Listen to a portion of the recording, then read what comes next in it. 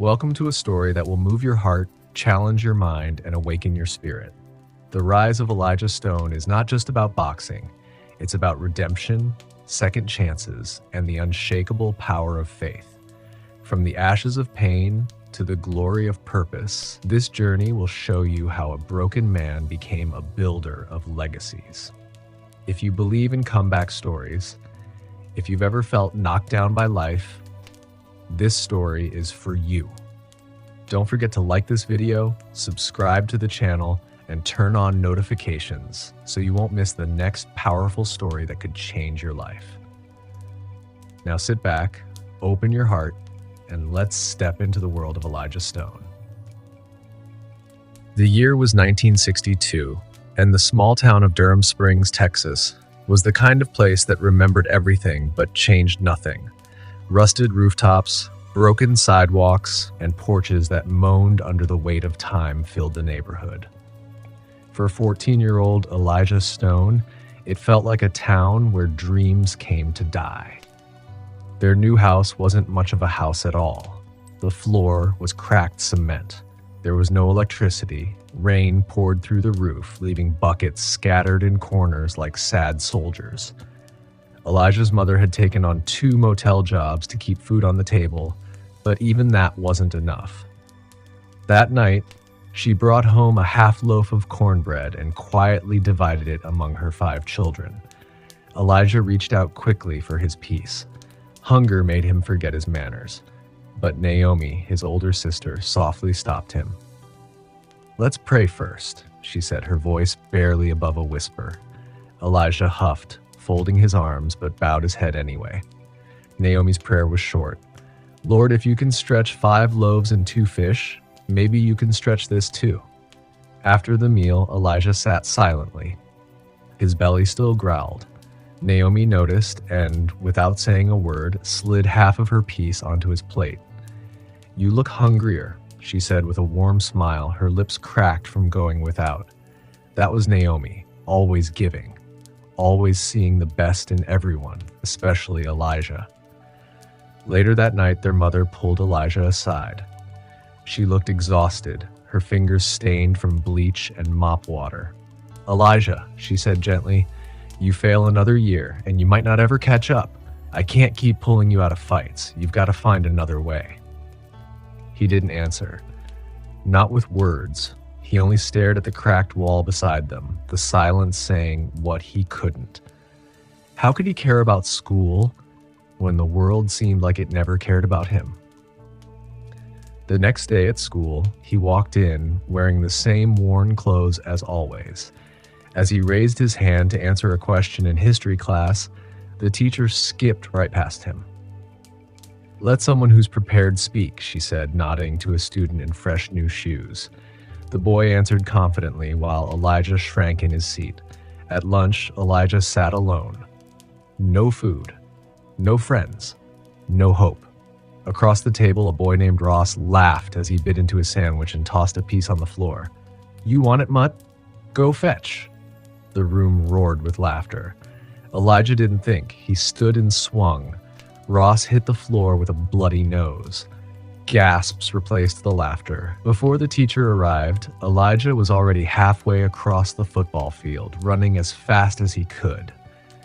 "Anger was the only language I knew," he would later say, "and I spoke it fluently." A week passed. No school. Just long walks by the train tracks and angry silence at home. One evening, his mother tried again. "You don't have to go back for them. You go back for you. You're not dumb, Elijah. You just think fists will fix everything. I don't care what they think." "Well, I do," she said, her eyes glassy with tears. "Because I'm raising a man, not a mistake." Elijah didn't sleep much that night. He walked the neighborhood, kicking stones, hands stuffed in his pockets. At the corner hardware store, a black and white television flickered in the window. A commercial came on for something called the American Trade Academy, a government job program for troubled teens. They offered free meals, dorm housing, and hands-on training in welding, carpentry, or electrical work. Elijah stared. He didn't care about welding. but a roof over his head and 3 meals a day, that sounded like freedom. He ran home. "Ma, I found something." 3 weeks later, Elijah stepped off a Greyhound bus in the dry heat of Arizona. The training center was nothing like he expected. It was part school, part military camp, and part survival course. Mr. Wilkes, the tall instructor with a booming voice, didn't smile once during orientation. "This ain't camp, and it ain't jail. But if you act like it is, you'll be on a bus home by sunrise." Elijah was assigned to Dorm 3, Bed 12. That night, another trainee named Jackson argued with him over who got the bed closest to the fan. Jackson was older, bigger, and louder. "It's just a bed, man," Jackson muttered, "unless you plan on sleeping on your anger." Elijah didn't reply, just clenched his jaw and stared. In his duffel bag, he found the new sneakers his mother had bought. Flagged, they were bright white. Still in the box, there was a note folded inside. "Start right, finish strong, don't come back with regrets." Elijah kept that note in his pocket. The next few days were rough. He failed miserably in electrical training. He couldn't tell a wire from a shoelace. When the others laughed at him, he stared them down until they stopped. But the shame still stung. One afternoon, wandering behind the cafeteria, Elijah heard the sound of gloves smacking leather. He followed the noise to a small gym where Mr. Wilkes was coaching a few trainees. "You box?" Wilkes asked, seeing Elijah watching through the door. "Only when I need to." "That ain't boxing. That's surviving. This is a sport." Later that evening, Wilkes handed him a pair of gloves and told him to try sparring. Elijah stepped into the ring like he owned it, but it didn't take long for him to realize he didn't. The other boy, quick, light on his feet, danced around him and landed clean shots while Elijah swung like a windmill. Within minutes, he was on the ground, staring at the ceiling fan. Laughter filled the gym. Embarrassed, Elijah stormed into the locker room and punched the mirror. Blood trickled from his knuckles. Wilkes found him moments later. "You think fighting is about punching people?" he said. "Fighting's about learning how not to punch. When to wait. When to breathe. You've got rage, stone, but rage without direction will kill you." "You don't know me," Elijah snapped. "I know you're kind," Wilkes replied. "And I know what happens when your kind doesn't learn control. They end up behind bars or 6 feet deep." Elijah didn't respond. He just kept his eyes on the floor, jaw clenched. The next morning, Elijah packed his bag and headed toward the gate. He was done. It was better to leave before someone laughed again, before someone got in his face again. But there was Wilkes, standing by the gate, gloves in hand. "You walking out because they laughed? Or because you're scared you'll never be good at something?" Elijah froze. "I thought you wanted different," Wilkes continued. "Is this how your story ends? Or do you stick around and change it?" Elijah stood still for a long while. Then slowly, silently, he dropped his bag to the dirt. "I'm staying," he muttered. "But I want another shot." Wilkes smiled. "Then let's train, but this time, leave your anger at the door." Elijah started training every morning before the others even got out of bed. His arms were heavy, his legs ached, his shoulders screamed with every movement. But he didn't quit. Not this time. Mr. Wilkes watched from the corner of the gym, never saying much, just observing. Elijah hit the punching bag over and over, not like he was in a fight, but like he was trying to beat the rage out of himself. The bag swung wildly. His fists stayed clenched. One afternoon, Wilkes walked over with 2 jump ropes and tossed one at Elijah. "You got feet like bricks," he said. "Let's fix that." Elijah had never jumped rope in his life, at least not the way boxers did. He tripped, he got tangled, he even fell flat on his face once, scraping his elbow. The other boys laughed from the sidelines, whispering behind their fists. Elijah's face burned, not from pain, but pride. He wanted to shout, to lash out, to throw the rope at them and walk away. But he remembered the note in his pocket. "Start right, finish strong, Don't come back with regrets. He got up, wiped the blood off his elbow, and picked up the rope again. That night, he didn't eat dinner. He stayed in the gym alone, jumping and stumbling until his body gave out. Over the next few weeks, something shifted. Elijah's punches became cleaner, his footwork improved. He started noticing things, the twitch of an opponent's shoulder before a punch, the rhythm of breathing between jabs. Boxing wasn't just about hitting anymore, it was about thinking. Still, there were moments where the anger came back like an old friend. During one sparring session, his opponent made a joke about Elijah's mother. It wasn't even clever, but it lit something dangerous inside him. Elijah lost control. His punches turned wild and hard, slamming into the boy's body like a storm. The boy hit the mat, gasping. Mr. Wilkes blew his whistle and rushed in. "Hey, this isn't a street corner," he yelled. "This is a sport." Elijah stepped back, chest heaving, fists trembling. His eyes were wild. Sweat poured down his face, mixing with something else, tears. "I'm not like them," he said. "I'm not like these boys. I don't belong here." Wilkes placed a hand on his shoulder, firm but calm. "You're exactly like them.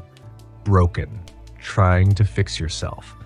You just carry more weight than most, but you keep carrying it, Stone. That's how you win." Elijah didn't answer, but that night he slept with the gloves beside his bed. A month later, a flyer was posted in the hallway. A regional amateur boxing tournament was coming up in Phoenix. Tryouts would be held at the center's gym.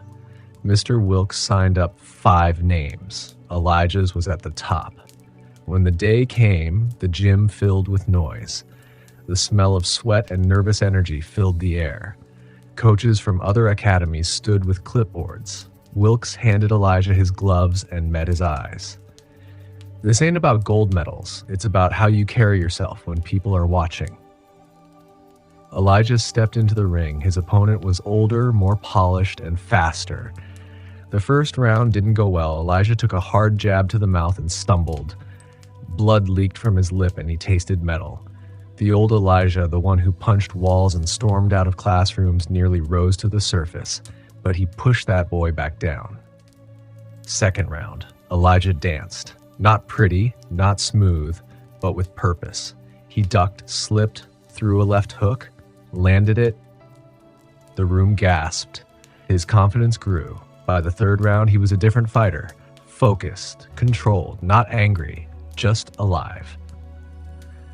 When it was over, both boys stood in the center of the ring. The referee raised Elijah's hand. He had won. That night, Mr. Wilkes called him into the office. He was reading over a letter. "You've been invited to train for the state youth team," he said. "They're putting together a group for national level matches.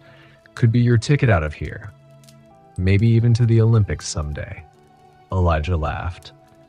Not a big laugh, just a disbelieving one. "You serious?" he asked. "Dead serious, but it means you'll have to stay in the program. Finish your courses, pass your math and science tests." Elijah groaned. "You want to fight in front of the world?" Wilkes asked. "Then you better be ready to stand in front of a classroom first." Elijah looked down at his shoes, the same sneakers his mom had given him weeks ago. They were scuffed now, the laces torn. But they still carried him. "I'll do it," he said quietly. "Whatever it takes." Over the next several months, Elijah trained harder than ever before. He passed his classes barely. He joined study groups. He even started helping other trainees with their boxing form. Naomi wrote him letters every week. Tyson sent drawings of boxing gloves and stick figures with championship belts. Then one night, Elijah called home from the payphone outside the dorm. His mom answered. "Elijah?" she said, voice thick with shock. "Yeah, Ma, it's me." There was silence, then a sniffle. "You sound different." "I am different," he said. "I'm doing good now." She didn't say anything for a long time. Then finally, in a broken whisper, she said, "I knew you would be." After the call, Elijah sat under the stars. He stared at the wide Arizona sky, letting the night air fill his lungs. He wasn't just a boy from a broken home anymore. He wasn't just a fighter full of anger. He was something new, something becoming. And somewhere deep down, he knew this was only the beginning. Word spread fast after his tournament win. People started noticing him at the job training center, not just as the kid who used to fight for fun, but as someone with discipline, with direction, with drive. He still struggled in the classroom, but he refused to fail. Even when he didn't understand the lessons, he sat in the front asking questions, refusing to let confusion silence him. The tutors respected that. His classmates did too. But the moment he stepped into the gym, everything else melted away. Elijah felt most alive when his fists spoke louder than his doubts. Coach Wilkes started recording his sparring sessions and mailing them to amateur leagues across the country. One tape ended up in the hands of a regional recruiter from the National Youth Boxing Board. Weeks later, an official letter arrived. Elijah Stone has been selected to attend the National Amateur Training Camp in Denver, Colorado. He read the letter 3 times before it felt real. The dorm cheered. Jackson, the guy who once fought over a bed fan, clapped him on the back and called him champ. Elijah smiled, but something inside him stayed quiet, still nervous, still remembering where he came from. "You ready to be great?" Coach Wilkes asked. "I'm ready to not be forgotten," Elijah replied. That night, he called home again. Naomi answered. She screamed so loud he had to pull the phone away from his ear. "You hear that, Ma?" Naomi yelled in the background. "Your son's about to be on TV." His mother got on the line, her voice cracked with pride. "Baby," she said softly, "don't lose yourself while chasing the world." "I'm not chasing it," Elijah replied. "I'm just trying to prove I belong in it." Denver was bigger than anything Elijah had ever seen. High-rise buildings, thick crowds, snow in April. The training facility was massive. A glass-walled gym surrounded by dorms, classrooms, and medical offices. Everyone there was fast, sharp, hungry. Elijah didn't talk much at first. He just watched, absorbed. His new trainer, Coach Harmon, was an ex-Olympian who believed in tough love. "The ring doesn't care about your story," he told Elijah during their first meeting. "It only cares if you're willing to suffer for it." Elijah suffered. His first few weeks were brutal. Conditioning drills pushed him past his limits. Ice baths numbed his legs until he cried out.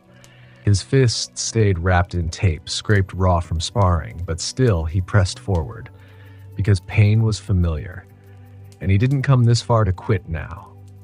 Late at night, when the others were asleep, he would shadow box alone under the dim hallway light. Sometimes he'd whisper to himself, "You're not going back, you're going through." He started winning sparring matches, then inter-club matches, then small city tournaments. Reporters started asking questions. Who is Elijah Stone? Where did this kid come from? Could he be the next Olympic hopeful? And then came the cameras. For the first time in his life, Elijah was getting used to microphones in his face, lights in his eyes, people cheering his name. He didn't know how to respond to fans asking for autographs. He still had holes in his socks, and now strangers wanted to wear his name on their shirts. It felt good. Too good. Fame came with noise. Interviews, photo ops, charity events. He was barely sleeping. He missed his mother's calls. He stopped answering Naomi's texts. Then one day, he came back to his room to find a voicemail from home. "Tyson ran away from school again," Naomi said, her voice shaky. "Mom's working double shifts. I'm trying my best, Eli, but we need you to check in. We need to know you still care." He stared at the phone. His throat tightened. That night, he sat on his bed, staring out the window at the Denver skyline. He had everything he once dreamed of, but suddenly he felt so far from home, from his people, from himself. Coach Harmon noticed something was off the next morning. "You're losing your edge," he said, arms folded. You got all these people clapping for you, but inside you're slipping. I'm just tired, Elijah muttered. No, you're distracted. You're hungry, but you forgot what you're hungry for. Elijah clenched his jaw. You think I'm soft now? Coach didn't flinch. I think you're a fighter who forgot his why. The words stung. That weekend, Elijah found a small church downtown, not because he was religious, but because he missed quiet, missed peace. He sat in the back row, head bowed, eyes closed, not praying, just listening. The pastor said something that stuck. Sometimes the greatest battle isn't in the ring, it's in your spirit. Can you win when no one's watching? After service, an older woman touched his arm. You look like you've been fighting, she said. I have, he whispered. Well then, don't forget, God fights for those who fight with a clean heart. He nodded, but said nothing. Back at camp, he redoubled his focus. Fewer interviews, fewer distractions, more training, more self-discipline. When reporters asked where he'd been, he just said, getting back to my why. Then came the official call. Elijah Stone, you've been selected to represent Team USA at the International Youth Invitational in London. London. He dropped the phone, picked it up again, ran through the hallway yelling like a boy who just got his first bike. He called Naomi. Tell Ma, he said, breathless. Tell her I'm gonna fight with USA on my back. Naomi's voice was tearful. She already knows. Before boarding the flight, Coach Wilkes sent him a single text. Remember where you started. It'll keep your feet on the ground when your head's in the clouds. Elijah stared at that message for a long time. Because deep down, he knew London was more than a fight. It was the stage where the world would meet him. But it was also the place where he'd have to decide what kind of man he really wanted to become. And for the first time, he wasn't just fighting for himself anymore. He was fighting for every broken kid who ever sat alone in a cafeteria. Every mother who ever split a piece of cornbread into 4. Every voice that said, "You'll never make it." Elijah Stone stepped on that plane, not just as a boxer, but as a story the world had just begun to hear. The cold London air hit Elijah like a slap. Everything was different here. Accents, streets, even the sky looked grayer. But none of that mattered. He had a flag on his chest now, his name stitched into his warm-up jacket. Cameras followed his every move. Reporters called him America's New Hope. But Elijah wasn't thinking about the headlines. He was thinking about his little brother, Tyson, who sent a video the night before, standing in their cracked front yard wearing a red hoodie and jumping rope, mimicking his big brother. Watch me, Eli, Tyson had said. I'm gonna be just like you one day. Elijah smiled when he saw it, but something inside him tightened too. He knew what it felt like to be that boy, hungry for hope, trying to outrun the silence in your own house. At the training center in London, everything was sharp and clean. The other fighters looked like they belonged in magazines. But Elijah didn't care how polished they were. He wasn't here for selfies. He was here for war. Coach Harmon pulled him aside before his first match. This stage is different, he said. You win here, people start calling you a future legend, but don't let that get in your head. Legends are built on quiet decisions when no one's looking. Elijah nodded. He didn't speak much anymore. He saved his words for the ring. The bell rang. Round 1. Elijah's opponent was from Brazil. Quick on his feet, showy. The crowd cheered every spin and duck, but Elijah stayed centered. He didn't swing wild. He didn't chase applause. He just waited for his moment. When it came, he struck with brutal simplicity, a left hook, then a right to the ribs. By the second round, the Brazilian was winded. By the third, he was down. Elijah raised his gloves. He didn't smile. Match after match, Elijah dominated. Quiet, focused, relentless. Coaches from around the world began whispering his name like it meant something holy. But something else started to rise too. Temptation. One night after a win, a group of celebrities invited Elijah to a private party. Coach Harmon warned him, "They don't want you. They want your spotlight." But Elijah went anyway, dressed in a borrowed blazer and the cleanest sneakers he had. Cameras flashed. Girls smiled at him like he was already champion of the world. He laughed, danced, forgot for a moment where he came from. One woman whispered in his ear, "I saw your last match. You don't just fight, you perform." He felt invincible, untouchable. Until 2 a.m., when he got back to his hotel room and saw the missed calls. Naomi, Mom, Tyson. He called back. Naomi picked up, crying. "Elijah," she gasped. "It's Tyson. He was jumped on the way home from school." The room spun. "They said he fought back," she said through tears. Told him he wasn't scared, said his big brother was a fighter. Elijah sat on the bed, head in his hands. "Is he okay?" he asked. "They broke his arm," Naomi said. "But he'll live." The line went quiet. "I wish you were here," she whispered. He didn't sleep that night. The next morning, during training, Elijah was off. His jabs were slow. His guard dropped too often. Harmon pulled him aside. "You're carrying something," he said. Elijah wiped sweat from his eyes. "My brother got hurt, trying to be like me." Harmon nodded. "Then give him something real to follow. Not just fists, but heart." Elijah clenched his jaw. "I'm trying." "No," Harmon said gently. "You're performing. Start becoming." The final match was set. Elijah Stone versus Yuri Makarov, a Russian fighter built like a tank and known for never losing. The arena was packed. The whole world seemed to be watching. Even back home, Naomi texted, "We're watching from the neighbor's house. Ma's crying already. Don't you dare get knocked out." He laughed for the first time in days. Then he stepped into the ring. Yuri came out swinging like a thunderstorm. Elijah took a blow to the jaw early, his vision blurred. For the first time in a long time, fear crawled up his spine. But then he remembered Tyson's hoodie. He remembered the sound of his mother's voice when she said, "Don't lose yourself while chasing the world." He remembered jumping rope in the desert until his feet bled. He steadied himself, stood tall, gritted his teeth, and he fought. Not with anger, not with pride, but with purpose. By round 4, Yuri was breathing hard. By round 5, Elijah found his rhythm. By round 6, the ref lifted Elijah's hand. The crowd exploded, but he didn't hear them. He heard his mother's voice, Naomi's laughter, Tyson's courage.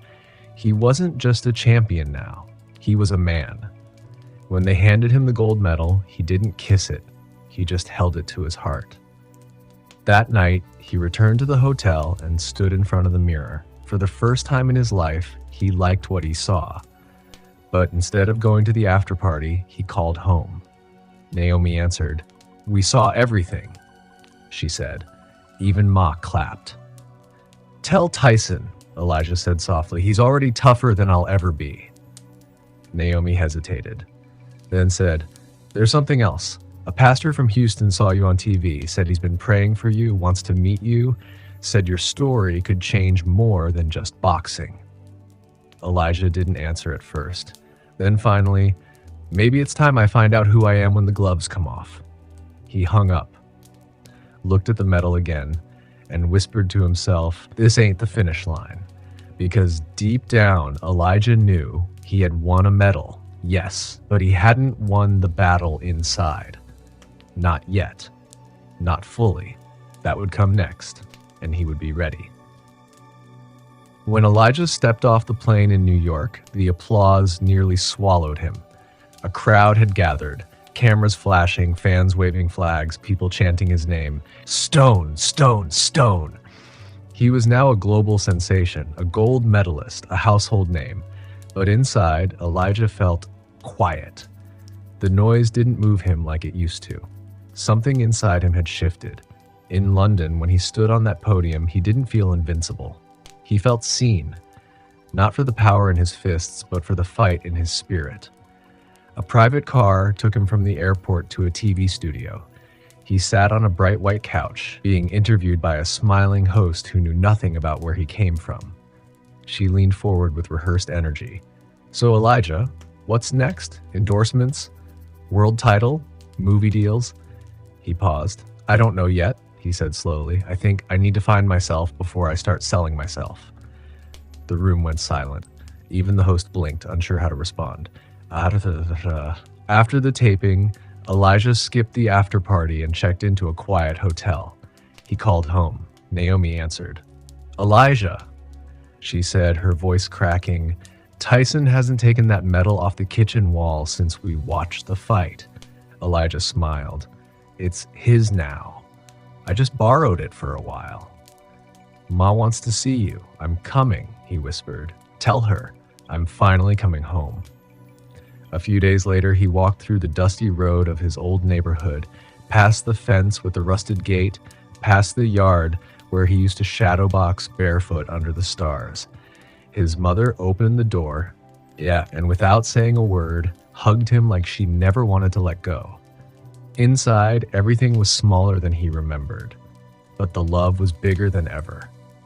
That night, while sitting on the front steps, Naomi handed him a folded piece of paper, a letter, from the pastor in Houston.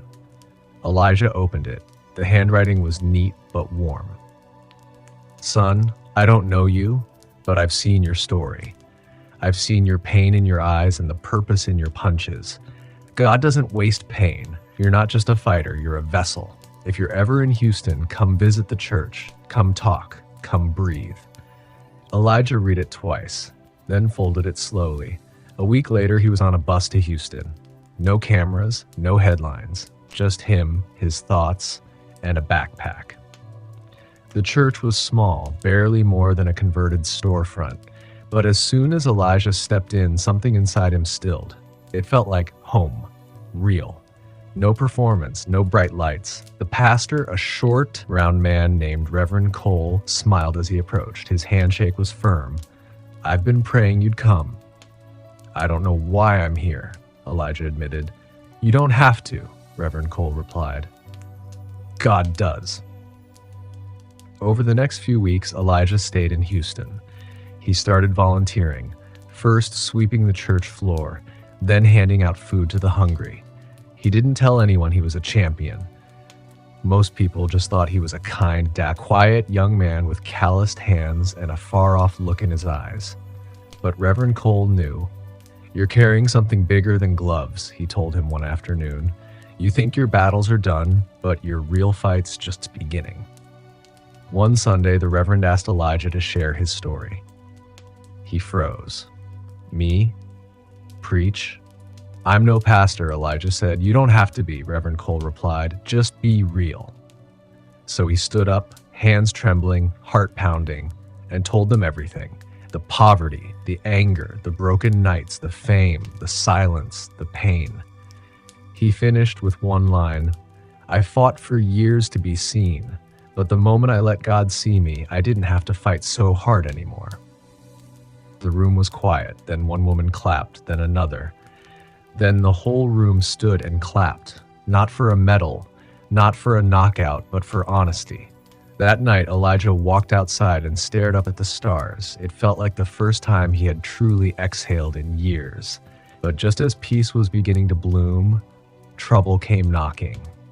A man from his past, one of the top promoters in the boxing world, slick suit, gold watch, empty smile. You've got the world's attention, kid, the man said. You're wasting your prime. There's millions waiting for you. Let's talk comeback. Elijah paused. I'm not chasing that anymore. You don't have to chase, the man smirked. Just sign. You'll never be broke again. You can build your church, feed your family, live easy. He slid a contract across the table. Elijah stared at it. His hands didn't move. That night he didn't sleep. He walked the church floor, praying, not out loud, not with words, just walking, thinking, asking. The next morning, he met with Reverend Cole.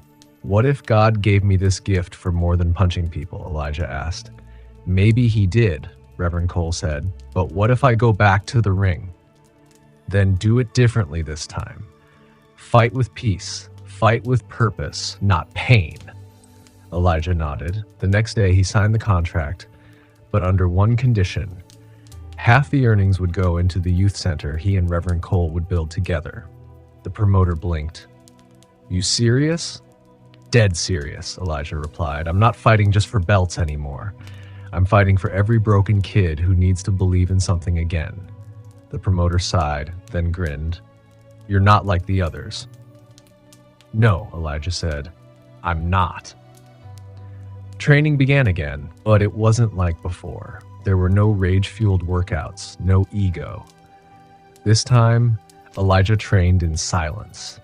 He woke early, read his Bible, ran through the city, helped serve breakfast at the church, then boxed until sunset. His comeback fight was scheduled for 6 months later. The world was watching. But Elijah wasn't trying to impress the world anymore. He was trying to honor the boy he used to be, the one who sat on the floor while his mother cut a sandwich into 4 pieces, the one who fought in alleys because he didn't know how else to be strong, the one who now looked in the mirror and finally saw a man.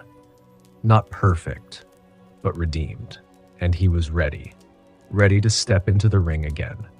But this time, not to prove he was tough, but to prove that with God, a broken life can still become a beautiful story.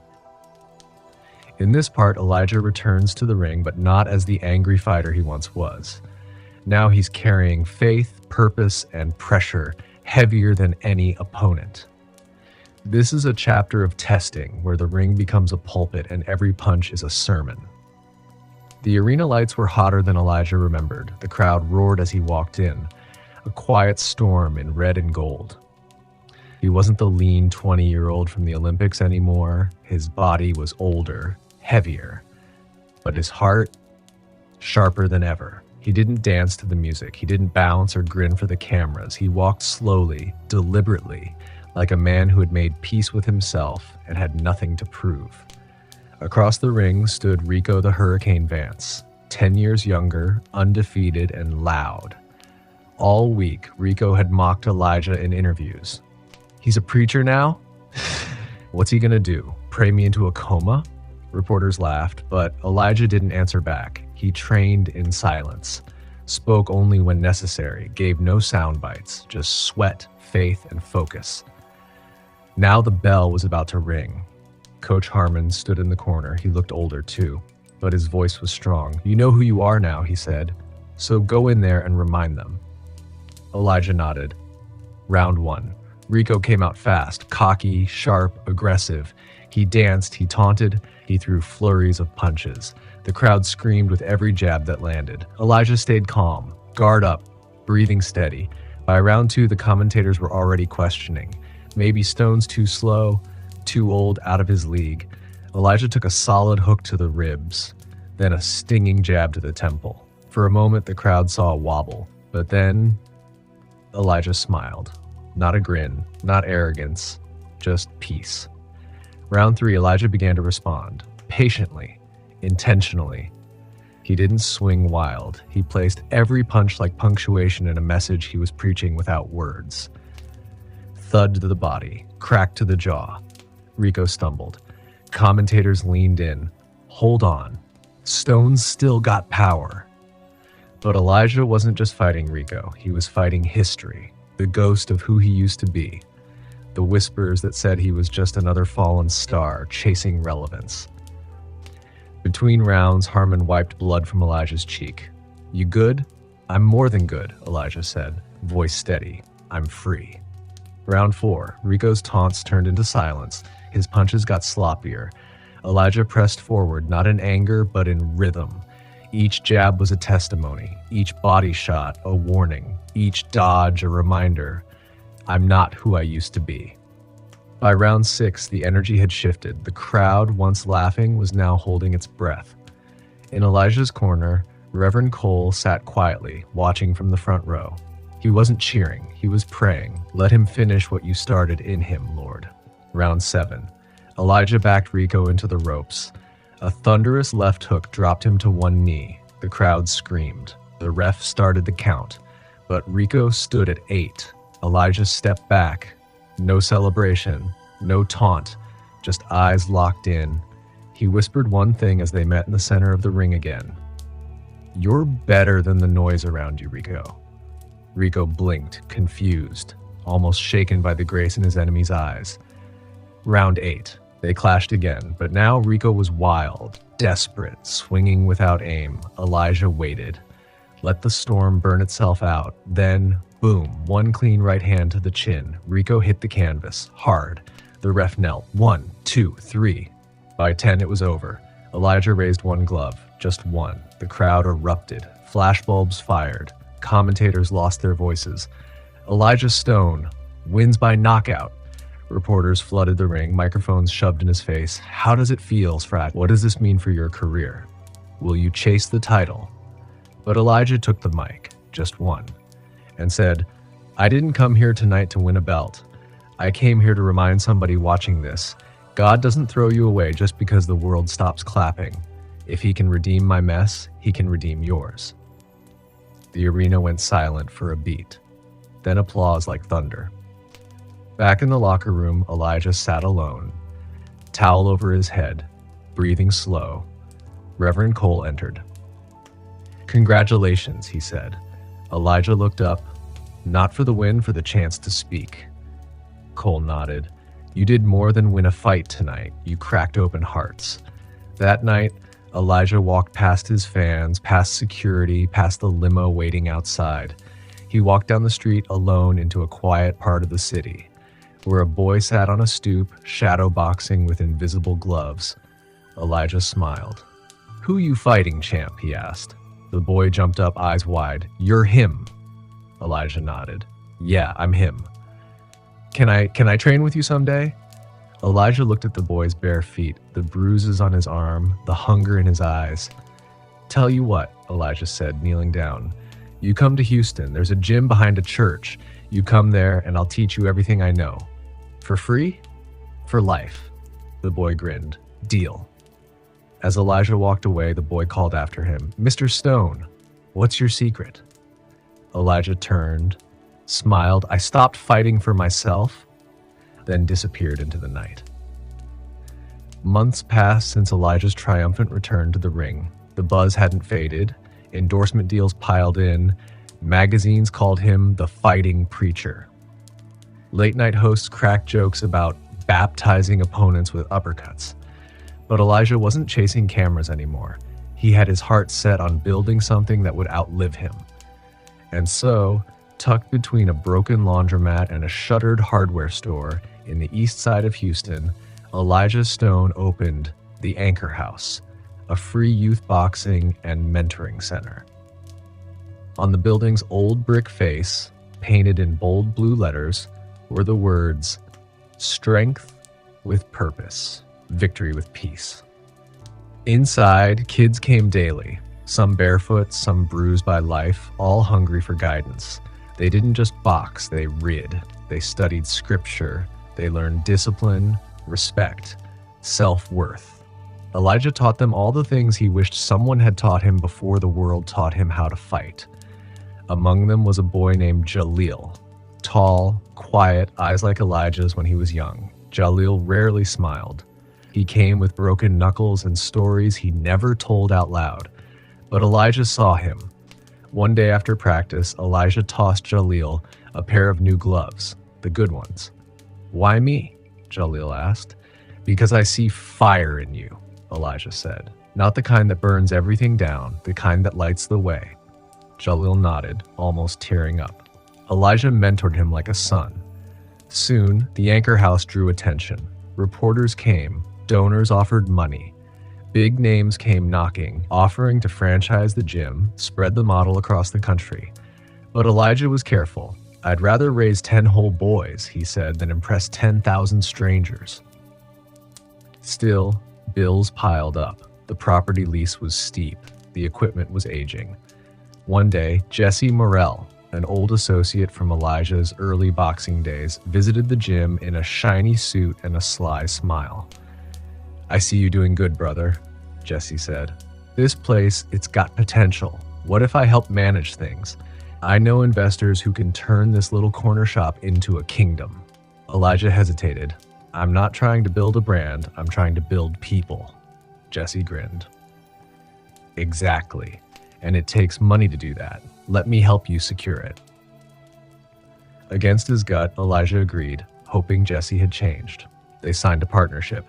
Jesse handled the books, the deals, the sponsorships. For a while it worked. New gloves, new mats, even a small scholarship fund. But Elijah noticed something. Jesse started showing up less. Receipts went missing, payments bounced, and the bank called. Elijah, they said, your gym loan is in default. Confused, Elijah pulled the records. Jesse drained the account. More than $100,000 gone. Invested in failed crypto schemes and fake partnerships. Elijah's stomach twisted. He called Jesse. No answer. He drove to his old address, vacant. He filed a report, but the damage was done. The Anchor House was on the verge of closing.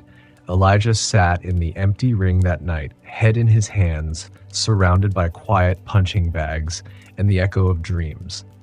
Jalil found him there. Coach, what's going on? People are saying the gym's closing. Elijah looked up, eyes tired. I trusted the wrong man. Jalil shook his head. But you're the right one. You can't give up on us now. Elijah smiled faintly. I'm not giving up. I'm praying. Then Jalil, for the first time ever, reached out and hugged him. You taught us how to fight without fists. Now it's our turn. The next morning, something unexpected happened. The kids of Anchor House, dozens of them, stood outside the building with signs that said, Save our gym. We are the legacy. Stone fights for us. We fight for Stone. A local news crew caught it on camera. The story went viral. Donations poured in. A lawyer offered to help Elijah sue Jesse for damages. A retired champion pledged a new ring. But most moving of all, Elijah's mother called him after watching the news. You fought your way out of the dark, she said. Now you're showing others the light. That night, Elijah prayed alone in the ring. But he wasn't asking for money. He was asking for wisdom. The next day, he called a press conference. People thought he'd announce retirement. Instead, he announced this. There are some battles you can't win in court, and there are some scars that don't need revenge. I forgive Jesse, but I won't stop fighting for these kids. So I'm putting my gloves back on, one last time. Gasps rippled through the room. He continued, one final fight. All proceeds go to rebuilding this gym, expanding it, and creating anchor houses across the country. I'm not stepping into the ring for belts. I'm stepping in for purpose. The crowd roared. Reporters asked, who will you fight? Elijah smiled. Whoever they say is unbeatable. And soon the boxing world answered. Diego Moron, the undefeated Mexican phenom. 31 wins, 29 knockouts. Ruthless, technical, young enough to be Elijah's son. He agreed to fight the old man preacher on one condition. It's my turf, Mexico City, my people. Elijah accepted without hesitation. The countdown began. One fight, one cause, one last chapter. But this wasn't just about fists anymore. This was about finishing a story the right way, with fire, with faith, and with a legacy written not in gold, but in lives changed forever. In this chapter, Elijah steps into the most dangerous fight of his life. But this time, the real battle isn't in the ring, it's in his soul, as he wrestles with age, doubt, and destiny. This is where legends either break or rise. The final bell. The fight was set. Elijah Stone versus Diego Moron, Mexico City Arena. A sold-out stadium of roaring fans, most of them there to see their undefeated hometown hero crush the aging preacher with a past. The world had already made up its mind. Elijah's too slow. He's 46. Moron is a monster. He'll knock him out before round 4. But Elijah wasn't listening. He wasn't training to win approval. He was training to finish well. 3 weeks before the fight, back at the Anchor House, the gym was alive again. Kids were training harder than ever. Donations were pouring in. Jalil, now Elijah's assistant coach, was helping run daily classes. But at night, Elijah trained alone, sweating through shirts, punching the heavy bag with sermons in his breath, running the block with scriptures in his ears. One evening, Reverend Cole visited. "You're sure about this?" he asked. "I'm not chasing victory," Elijah said. "I'm chasing purpose. There's a difference." Cole sighed. Even David had to face Goliath, but remember, it wasn't David's sling that won the battle. It was who was behind the sling. Elijah nodded. He understood. Fight week. Elijah arrived in Mexico City to booze and cameras. Marone was the poster boy, young, sculpted, fast, and hungry. He greeted the press with charisma and swagger. "Elijah was great," he said with a smirk. "In his time. But the world has moved on." Elijah, by contrast, said very little, only this: "Sometimes the world forgets that a storm doesn't care how old the mountain is. The mountain still stands." The internet exploded with memes and mockery. Elijah Stone preaching his way into a coma. Even in his hotel room, Elijah could hear the chants outside. "Diego, Diego, Diego." He turned to Jalil, who was nervously pacing. "You ready for this?" Elijah asked. Jalil shook his head. "I'm scared, coach, not for the fight, but for you." Elijah placed a hand on his shoulder. "I've never been more ready for anything in my life." Fight night. The lights were blinding. The roar of the crowd was deafening. Marone entered first, draped in the Mexican flag, his entourage flashing gold chains and confidence. The announcer's voice thundered, "Undefeated, the Mexican Mauler, Diego Marone." Fireworks, music, thunder. Then, silence. Elijah entered with no music, no flash, just his robe, his gloves, his faith. Painted on the back of his robe in white block letters, still standing. The crowd booed, but something about his calm unnerved them. Round 1, bell rings. Marone charges in, fast, vicious, throwing hooks and combos meant to humiliate. Elijah absorbs it, guards up, feet planted, calm. He throws 2 jabs, misses. The commentators shake their heads. This is going to be ugly. Round 2. Marone taunts him. "You sure you're not supposed to be at church right now, Grandpa?" Elijah doesn't flinch. He remembers his mother's voice, his children's laughter. Jalil's eyes. He starts moving differently. Smoother, cleaner, jab, jab, uppercut. The crowd gasps. Marone stumbles. Elijah starts to find rhythm. He doesn't chase, he waits. Every punch he throws is filled with years of pain, redemption, purpose. Commentators change their tone. Stone isn't here, he came to fight. Round 4. Marone lands a clean hook. Elijah wobbles, the crowd explodes. But he doesn't fall. He steps back, spits blood, and smiles. That smile shakes Marone. "You ain't fought a man who's already died before," Elijah says, steady, "and lived again." Round 5, a miracle. Elijah lands a right hook that echoes through the arena. Marone backs up. His corner yells, "He's not supposed to be this strong." But he is, because he's not fighting alone. Round 6. Fatigue begins to creep in. Elijah's breathing grows heavy. His legs scream. Marone sees it and unleashes a storm. Punches rain down, a rib cracks, blood in Elijah's mouth. The bell saves him. In the corner, Jalil begs, "Coach, please, don't go back in." Elijah touches his glove to Jalil's heart. "This fight ain't about me." Round 7, Marone charges in again, but Elijah's not fading. He's conserving. He remembers the times he wanted to quit, the night his mother wept in prayer, the kids back home holding signs with his name. He digs deep. Uppercut, body shot, right hand, Marone staggers. Round 8, it's quiet in the arena now, no more boos, just awe. They see something they didn't expect. A warrior with a crown of grace. Marone rushes in out of desperation. Elijah sidesteps, one final punch, right cross. Marone drops, the referee kneels. 1, 2, 3, 9, 10. 10, it's over. The preacher wins. After the fight, Elijah raises no fists. He drops to one knee in the center of the ring and lifts his eyes. Not to the cameras, not to the belt, to heaven. The crowd, stunned, begins to clap. and then cheer, and then chant. Not for Marone, for the man they tried to boo out of the arena. Elijah, Elijah, Elijah! In the post-fight interview, they ask, "What kept you going?" Elijah replies, "I didn't come here to prove I'm still a fighter. I came to prove that a changed man can change the world." That night, back at the hotel, Elijah receives a call. It's Jesse, the man who stole everything. "I saw the fight," he whispers. "I don't deserve your forgiveness, but I'm asking anyway." Elijah closes his eyes. "I already gave it. Now go find your own ring and fight for something good." Back home. The Anchor House is flooded with new kids, mentors, and volunteers. A foundation is born. The Elijah Stone Project, spreading gyms and mentorship programs across America. Jaleel wins his first amateur belt.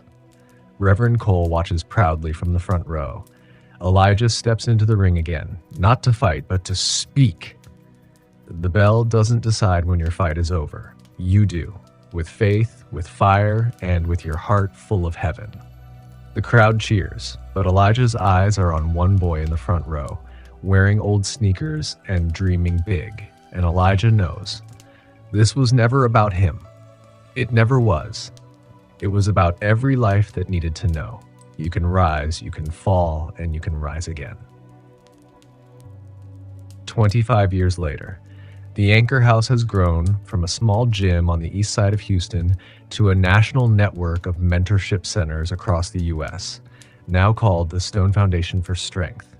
Every location has a motto etched in bronze above the entrance. You don't win by punching harder, you win by rising again. Kids still walk through those doors wearing hand-me-down shoes and carrying heavy hearts. And in every gym, they find a coach, a mentor, a second chance. Some never knew who Elijah Stone really was. They only know what he left behind. Back in Houston, the original Anchor House still stands, but now it's bigger, brighter. There's a small chapel next to the main training area. Inside hangs a photograph of Elijah, mid-swing, sweat flying, eyes blazing like fire. Below the photo, a plaque reads, "Pastor, fighter, father to the forgotten." Jaleel is now in his 40s. He runs the Houston location. He wears a whistle, a gray hoodie, and carries Elijah's old worn Bible in his bag. Every morning, he starts the day the same. Let's hit the bags and remember why you're here, because someone believed in you before you believed in yourself. He often thinks of Elijah when he trains, the heavy breathing, the quiet strength, the fire without the rage. And when kids ask, "Coach, was he really that good?" Jaleel smiles. No, he was better. Every year on Elijah's birthday, the foundation holds an event, the Stone Legacy Tournament. Young boxers from across the nation gather, not just to compete, but to tell their stories of addiction overcome, anger tamed, families reunited, dreams reignited. Before the final round, they show a short clip, old grainy footage of Elijah's final fight, his last right hook, his final kneel, and then his words, "The bell doesn't end your fight, you do." In a quiet cemetery, on a hill where birds often sing and oak trees cast long shadows, there's a gravestone. Simple, humble. It reads, Elijah the Rock Stone, April 9th, 1977, November 18th, 2061 time. Still standing. Visitors come daily. Some bring flowers, others bring gloves. Kids leave notes with their report cards and thank you letters. One reads, "Because of you, I didn't give up." Another, "I never met you, but I'm fighting now with peace." And another, "I found God in your gym." In Heaven's Corner, perhaps there's a ring, and maybe Elijah's there, still training young souls, still wrapping hands, still saying, "Let's work, not to hurt, but to heal."